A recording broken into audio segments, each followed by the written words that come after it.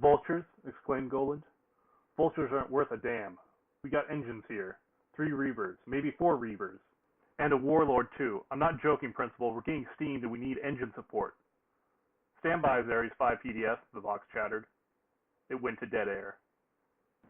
Tell me to stand by, Golan thought, and I tell the boys to hold tight. We're all caught in a holding pattern, waiting for hell to claim us and suck us down.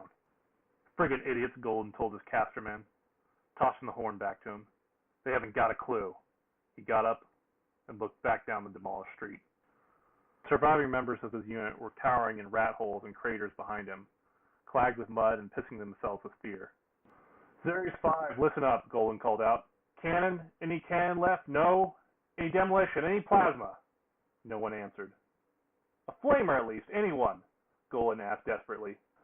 He waited in vain for a reply, but instead of an answer, he heard the terrible, drawn-out thunder of collapsing stone. Oh shit! Turton squealed. Golan turned.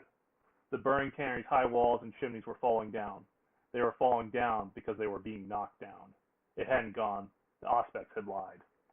Brickwork, stone blocks, and reinforcing girders spurred down into the street like a rock slide, bouncing and tumbling, swirling with flames. Mud and sparks sprayed into the air, and the pelting rain turned the upchurned dust into falling beads of liquid tar. As the walls came down, the searing fires inside the tannery sucked in oxygen and gleefully gusted up, yellow and white, 60 meters and more into the black air. Something loomed in the sheeting flame. It had the rough shape of a man magnified until it was over 30 meters tall. The engine stood behind the curtain of fire like a silhouetted god and stared out at them. Run, for frig's sake, run! Golan cried. The men of Ares 5 PDF were already running. Giant hydraulics hissed. Vast gears engaged. Massive metal joints groaned and clanked. The engine took a step, and the ground quivered. Masonry debris scattered like a shingle off a shin with an 8-meter girth. Move and find cover! Golan yelled as he ran. He glanced back. Emerging from the fire, the great engine remained a silhouette. It was caked black with carbonization, the patina of its hull thick with surface soot. Residual combustion crackled and fluttered in the cavities and joints of its structure. It took 2 more reverberative steps, and then seemed to stoop slightly, as if noticing the tiny, fleeing men for the first time. It paused. It swung down its smoldering right limb, locked it out, and opened fire.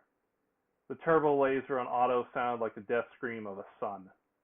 The hailing, incandescent blast pattern overtook Ares 5 PDF like a surge tide as they ran for their lives down the back street. Caught in the rolling blitz, fleeing troopers ignited and evaporated almost instantly. The onslaught leveled the entire length of the thoroughfare and ripped the ground down to fused bedrock. Mackie Kiner disintegrated mid-stride in a puff of ash flakes that billowed like confetti. The last thing Golan saw of Turton was a cook's spine, skull, and single shoulder blade, tumbling out of the chasing fire wash like part of a puppet, still articulated, thrown on by the roasting fury of the attack. Golan turned, screaming, and hurled the treacherous Auspex like a discus at the great engine treading down the street behind him. He didn't live long enough to see it had struck its mark.